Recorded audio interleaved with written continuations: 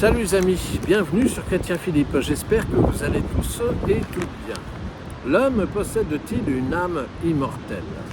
Mais d'abord, qu'est-ce que l'âme? Du latin anima, ce qui signifie souffle ou vie. L'âme est le principe vital et spirituel, immanent ou transcendant. Une personne humaine est à la fois charnelle et spirituelle.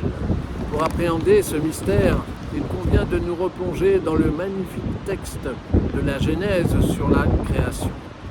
Je cite: « Le Seigneur Dieu prit de la poussière du sol et en façonna un être humain.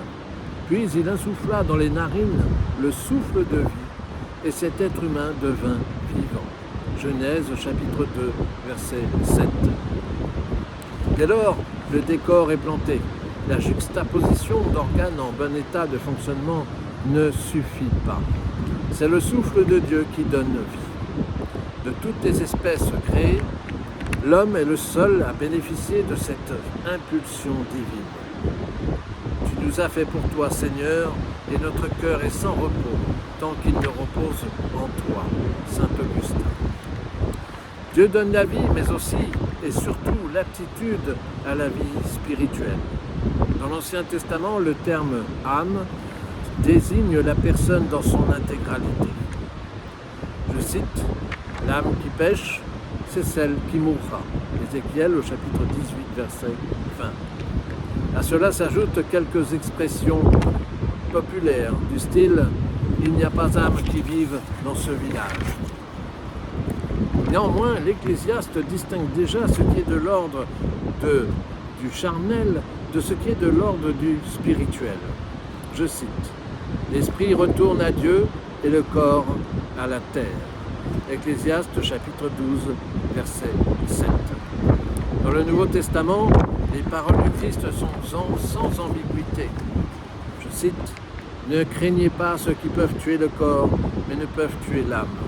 Craignez plutôt celui qui peut faire périr l'âme et le corps dans la Genèse. » Matthieu chapitre 10, verset 28.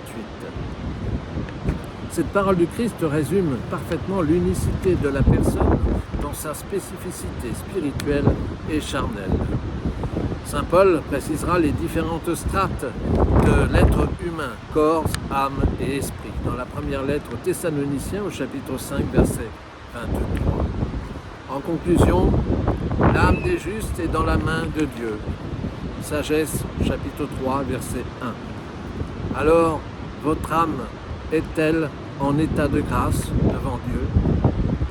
Voilà, j'espère que cette petite réflexion sur la réalité spirituelle de l'âme vous a été profitable. N'hésitez pas à vous abonner, à partager cette vidéo, à me faire part de vos commentaires éventuels. Vous pouvez désormais nous rejoindre sur notre page Facebook intitulée Chrétien Philippe. Et en attendant le plaisir de vous retrouver, je vous dis à bientôt et surtout, soyez bénis.